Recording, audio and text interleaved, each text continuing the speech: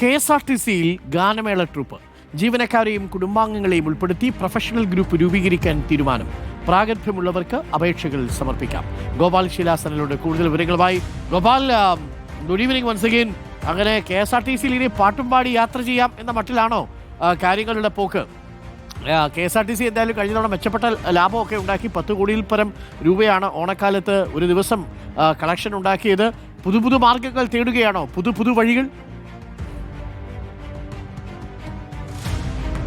അതെ, വ്യത്യസ്തവും അതേസമയം തന്നെ രസകരവുമായിട്ടുള്ള വഴികൾ തേടുകയാണ് ഇപ്പോൾ KSRTC എന്ന് വേണം ഏറ്റവും പുതുതായി ഇപ്പോൾ പുറത്തിറങ്ങിയ ഉത്തരവിൽ നിന്ന് നമുക്ക് മനസ്സിലാക്കാൻ സാധിക്കുന്ന കാര്യം. KSRTCയിൽ ഒരു ഗാനമേള ട്രൂപ്പ്, പ്രൊഫഷണൽ ഗാനമേള ട്രൂപ്പ് തുടങ്ങാനുള്ള തീരുമാനമാണ് ഇപ്പോൾ ഉണ്ടായിരിക്കുന്നത്. അതായത് KSRTC ജീവനക്കാരോ അവരുടെ കുടുംബാംഗങ്ങൾക്കോ ഈ മേഖലയിൽ, അതായത് വായ്പാട്ട് അല്ലെങ്കിൽ ഏതെങ്കിലും തരത്തിലേക്കുള്ള വാദ്യോപകരണങ്ങളൊക്കെ വായിക്കാൻ അറിയുന്നവരാണെങ്കിൽ അവർക്ക് ഈ ട്രൂപ്പിന്റെ ഭാഗമാകാൻ കഴിയും. അതിനുവേണ്ടിയുള്ള നടപടിക്രമങ്ങൾ എന്തൊക്കെയാണ് എന്നൊക്കെ ഉൾപ്പെടുത്തിക്കൊണ്ടാണ് ഇപ്പോൾ ഈ ഉത്തരവ് പുറത്തിറക്കിയിരിക്കുന്നത്.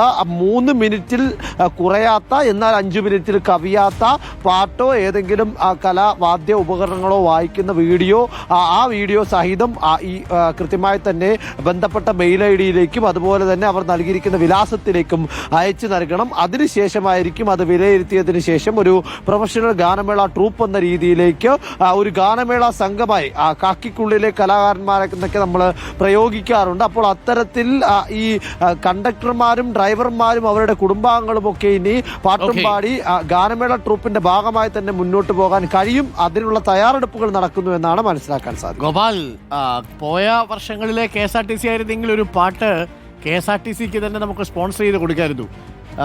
നയാ പൈസയില്ല കയ്യിൽ, നയാ പൈസയില്ല എന്ന പാട്ടായിരിക്കും കുടുംബാംഗങ്ങൾ പാടാൻ പോകുന്നത്. പക്ഷേ ഏതായാലും ഇപ്പോൾ കാര്യങ്ങൾ മാറുന്നു. ഗംഭീരമാവട്ടെ, അടിച്ചു പൊളിക്കട്ടെ. Thank you Gopal.